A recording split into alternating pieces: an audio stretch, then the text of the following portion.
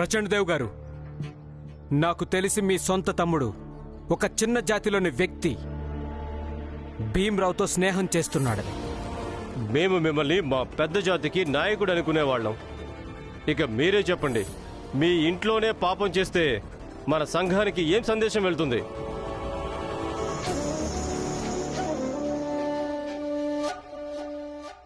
దీనికి నేను బాధ్యత తీసుకుంటాను. మన సంఘంలోనికి మంచి సందేశం వెళ్లేలా నేను ఒక నిర్ణయం కూడా తీసుకుంటాను. నా సొంత తమ్ముణ్ణి ఈ ఇంట్లోంచి బయటికి గెంటేయాలని చూస్తున్నాను. మీరు నన్ను వెళ్ళగొట్టలేరు.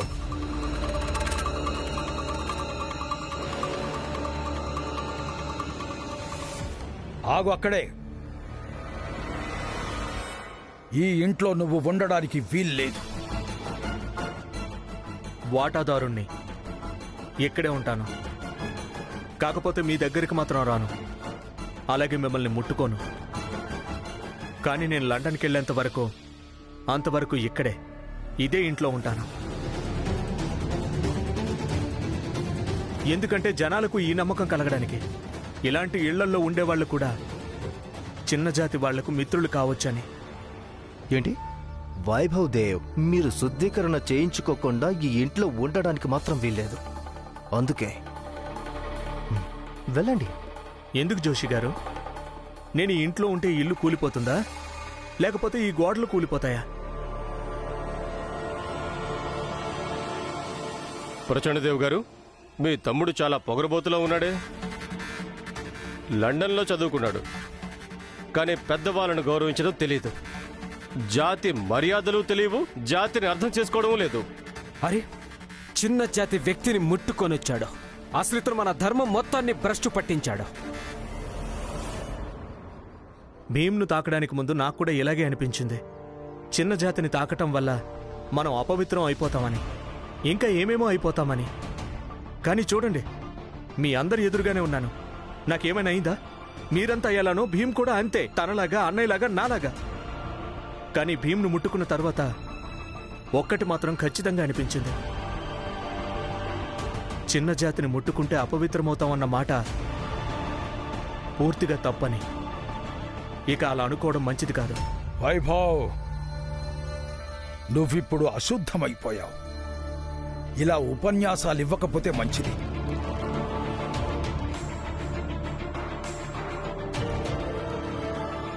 సరే, నువ్వు ఈ ఇంట్లోని బయటి భాగంలో ఉండు. ఆస్తిలో నీకున్న వాటా నీకు లభిస్తుంది. కానీ నీకు మీ అన్నయ్య మీద ఎలాంటి అధికారం కూడా ఉండదు, ఎలాంటి బంధం కూడా ఉండదు. మేము నిన్ను మా జాతిలోంచి వెలేస్తున్నాం. అలాగే పక్కింట్లోనూ, అలాగే జాతి వాళ్లలోనూ ఎందులోనూ భాగం కావడానికి వీల్లేదు.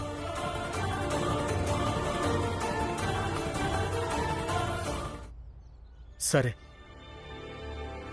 నేను అలాగే ఉంటాను.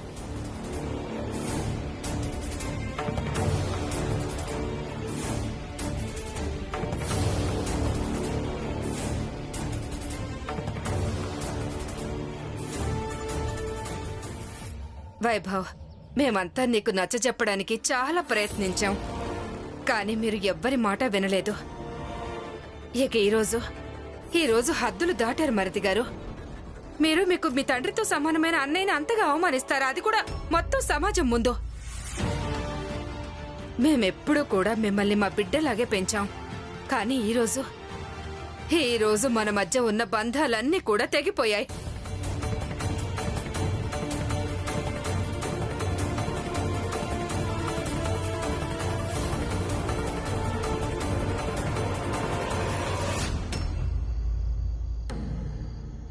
నాకు తెలుసు ఏం జరిగిందో అలా జరగకుండా ఉండాల్సింది.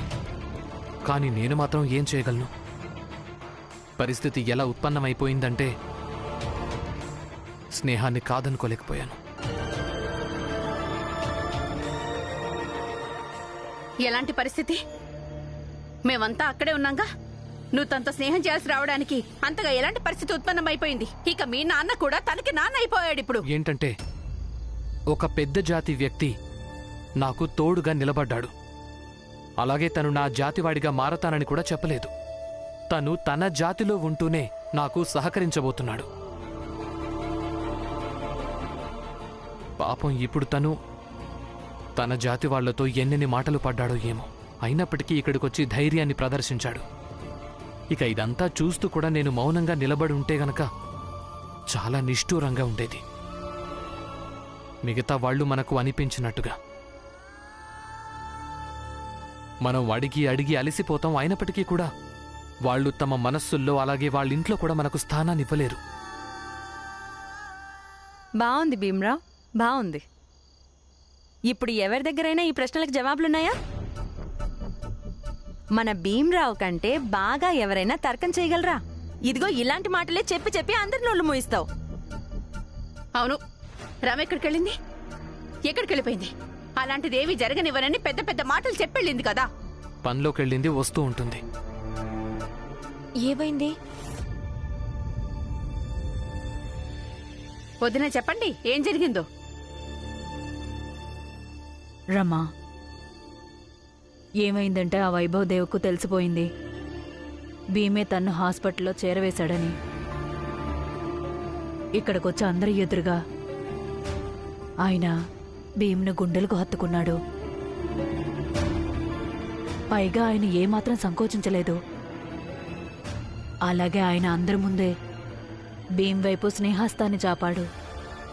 అలాగే భీమ్ కూడా ఆయన స్నేహాన్ని అంగీకరించాడు. వైభవ్ దేవ్ గారు, నేను మీ స్నేహాన్ని అంగీకరిస్తున్నాను. ఇప్పుడు తన్నే అడుగు. అసలు ఎందుకు ఇలా చేశాడో నువ్వే అడుగు. అలాంటిదేమీ జరగనివ్వనని చెప్పి వెళ్ళావు కదా, అడుగు.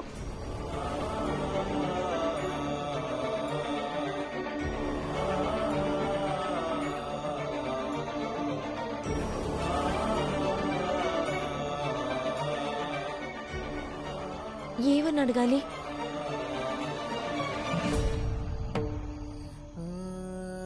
ఎవరైనా అలా గుంటలు కత్తుకుంటే మనసు నిండిపోతుంది.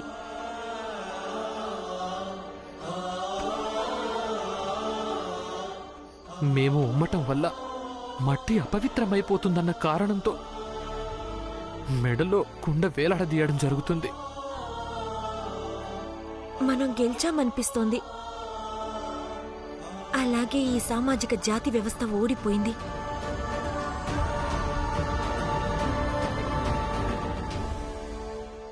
బావుంది.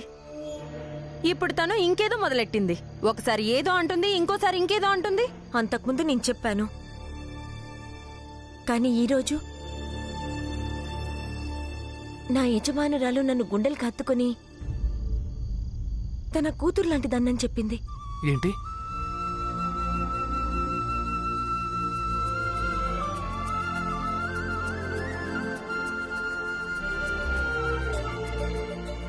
అందుకే నేను అర్థం చేసుకోగలను. వైభవదేవ్ గారు ఈయనని గుండెలు కత్తుకున్నప్పుడు ఈయనకెలా అనిపించుంటుందో.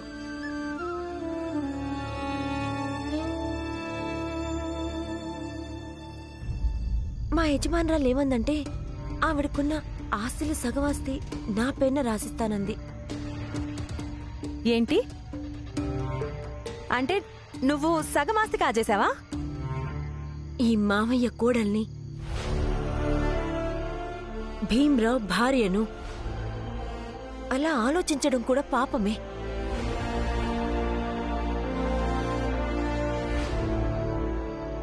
రమా, నువ్వు చేసింది సరైందే తల్లి. నేను చూస్తే గర్వంగా ఉంది. బాగుంది. మీరు మళ్ళీ మొదలు పెట్టారా? గర్వపడ్డం తప్ప మీకు ఇంకేమన్నా తెలుసా? ఒకసారి కొడుకుని చూసి గర్వించడం, ఒకసారి కోడల్ని చూసి గర్వించడం, ఒకసారి చెల్లెల్ని చూసి గర్వించడం, ఒకసారి మిత్రుని చూసి. అదే ఏదైనా ఆపద వచ్చినప్పుడు మీరు పూర్తిగా మౌనంగా ఉంటారు, మాట కూడా మాట్లాడరు. మీరు కొడుక్కి నచ్చ చెప్పి పంపించారు కదా, అలాంటిదేవి చెయ్యొద్దని నచ్చ చెప్పి పంపించారు కదా తనకి. తను మీ మాట విన్నాడా? తండ్రి కంటే కొడుకే పెద్దోడైపోయాడు. ఇంతకాలం వినేవాడు, కానీ ఇప్పుడు తనకు నచ్చిందే చేయడం మొదలు పెట్టాడు. ఇక తను మీ మాట వినేలా లేడు. నేను చెప్పేది పూర్తిగా నిజం.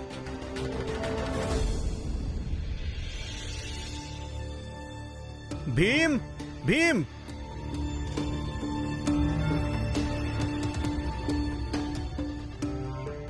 అదిగో ఇక నుంచి అంతా ఈ భీమ్ భీమ్ అనే పిలుపు వింటూ ఉండండి.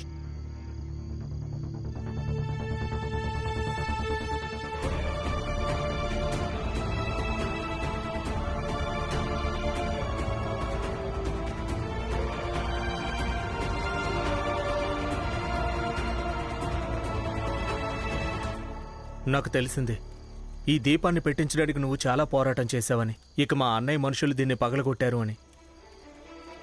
ఈరోజు నేను దీన్ని పెట్టిస్తున్నాను నా స్నేహితుని కోసం, మా అన్నయ్య మనుషుల వల్ల జరిగిన తప్పుని సరిదిద్దడం కోసం.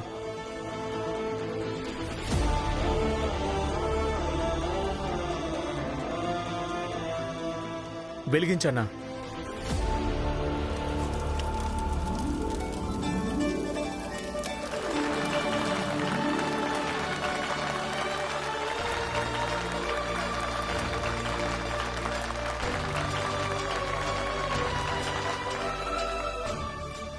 వచ్చాయి భీమ్, ఇద్దరం కలిసి చదువుకుందాం. నీ పుస్తకాలు తీసుకురా.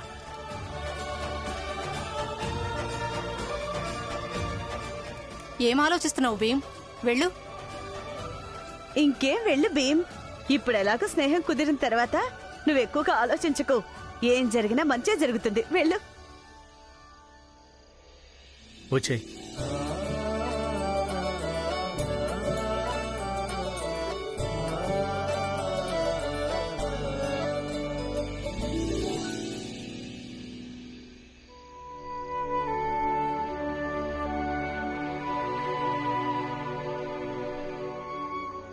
తీసుకోండి. అవునా?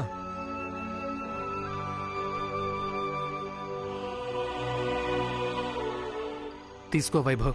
Thank you. Thank you Rama. అదేంటి తనకు పాలా? నువ్వు టీ తాగవా? అవును, ఈయన చాయ్ తాగరు. అవునా? ఇంత పెద్దవాడు అయిపోయిన తర్వాత ఇప్పటికీ టీ తాగవా? నేను తాగను.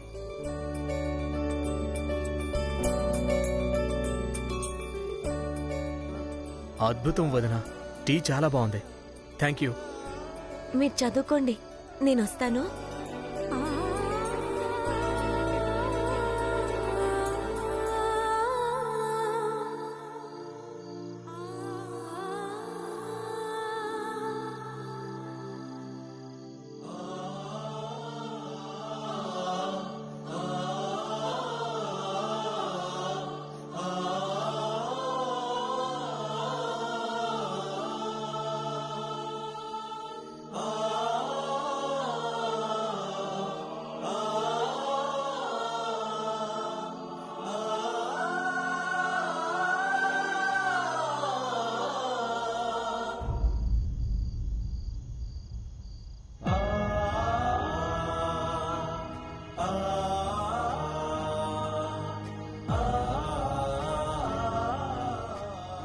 అయితే బాబాయ్, నేను భీమ్కి తోడున్నాను. అలాగే భీమ్ పోరాటాన్ని నేను కూడా పోరాడతాను.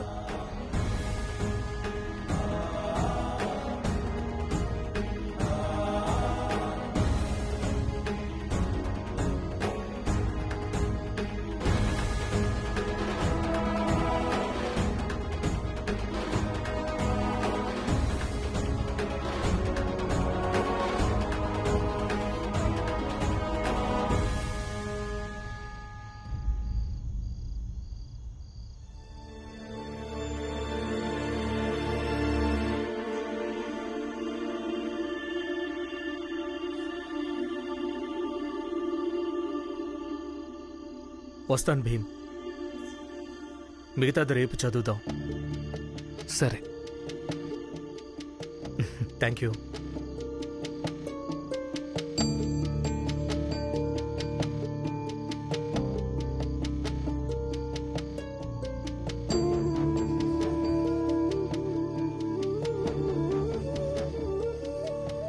రేపు మళ్ళీ వస్తాను.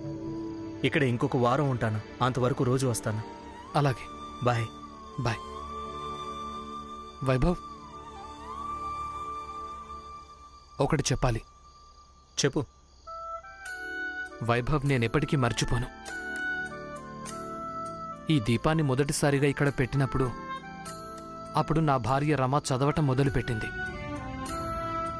ఆ తర్వాత ఈ దీపాన్ని మళ్ళీ ఇక్కడ పెట్టారు. ఇప్పుడు నేను మొదటిసారిగా ముంబైలో ఒక పెద్ద జాతికి చెందిన వ్యక్తితో కలిసి చదువుతున్నాను. కేవలం చదువుకోవడమే కాదు, బోలెడన్ని కబుర్లు చెప్పుకున్నాం. ఇద్దరం కలిసి నవ్వుకున్నాం. ఇద్దరం కలిసి పాలు ఇంకా చాయ్ కూడా తాగాం. ఇవన్నీ నేను గుర్తుపెట్టుకుంటాను. అలాగే నేను కూడా గుర్తుపెట్టుకుంటాను భీమరావు. అసలు నా తమ్ముణ్ణి నువ్వు నా దగ్గర నుంచి ఎలా లాక్కున్నావు?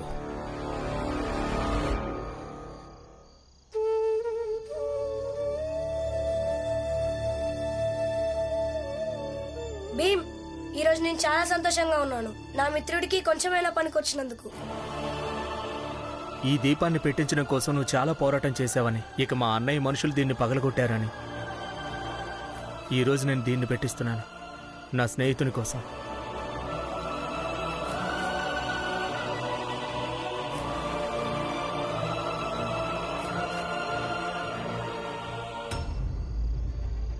నువ్వు నా మిత్రుడివి. ఇద్దరం సమానం, ఒకేలాగా. రండి, భోజనం వడ్డిస్తాను, భోంచేయండి.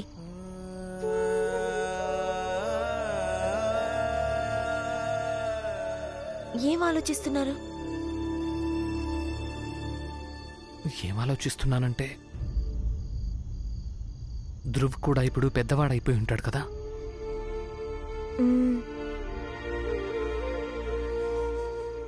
ఇప్పుడేం చేస్తున్నాడు?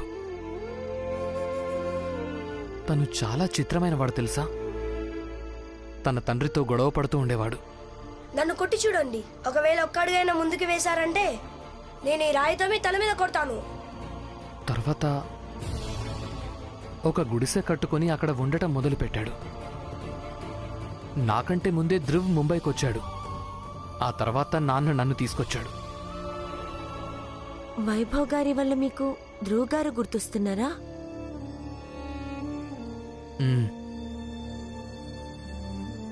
అలా అయితే ఒకసారి సతారాకెళ్ళి ఆయన కలవండి. లేదు, నేనిప్పుడే వెళ్ళను. అంబేద్కర్ గురువు గారు చెప్పిన ప్రకారం నేను ఎప్పుడైతే వ్యక్తిగా ఎదుగుతానో రమా, అప్పుడే సతారాకు వెళ్తాను. ధ్రువ్ను కూడా కలుస్తాను. అలాగే నీ కూడా సతారా చూపిస్తాను. తప్పకుండా తీసుకెళ్ళు.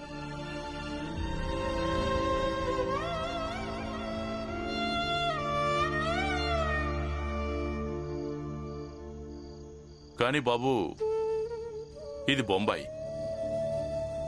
ఇక్కడ మరీ అంత చోటు ఉండదు. ఇక్కడ ధ్రువు లాంటి వాళ్ళ కోసం విడిగా గుడిసె నిర్మించడానికి చోటు దొరకడం కష్టం. అలాగే ధ్రువు లాంటి వాళ్ళు ఉండడం కష్టం. ఎందుకంటే తన జాతి వాళ్ళకి విరుద్ధంగా నడవడానికి. ఇక ధ్రువు లాంటి వాళ్ళంటే నీకు అర్థమవుతోంది కదా.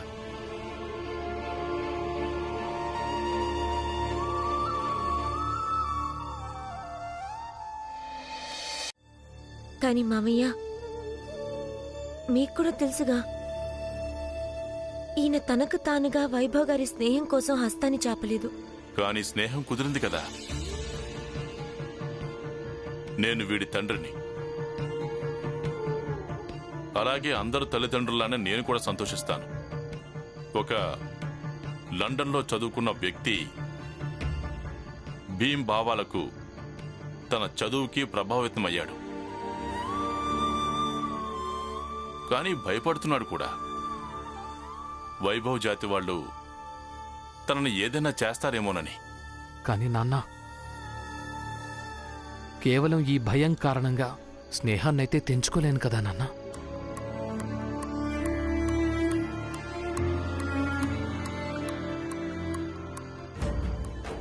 చూడు బాబు, నేనెలా అనడం లేదు నువ్వు వైభవ్కి మిత్రుడు ఎందుకయ్యావని. కానీ ఇది మాత్రం ఖచ్చితంగా చెప్పగలను, ఈ స్నేహాన్ని ఎల్లప్పుడూ నిలబెట్టుకోవాలి. స్నేహ గౌరవాన్ని కాపాడాలి. ఎందుకంటే బాబు, ఈ సమాజం, ఈ లోకులు మీ స్నేహాన్ని ఎప్పటికీ అంగీకరించరు. కానీ నువ్వు నీ స్నేహాన్ని ఎలా నిలబెట్టుకోవాలంటే ఈ లోకులు, ఈ సమాజం మీ ఇద్దరి స్నేహం గురించి గొప్పగా చెప్పుకోవాలి.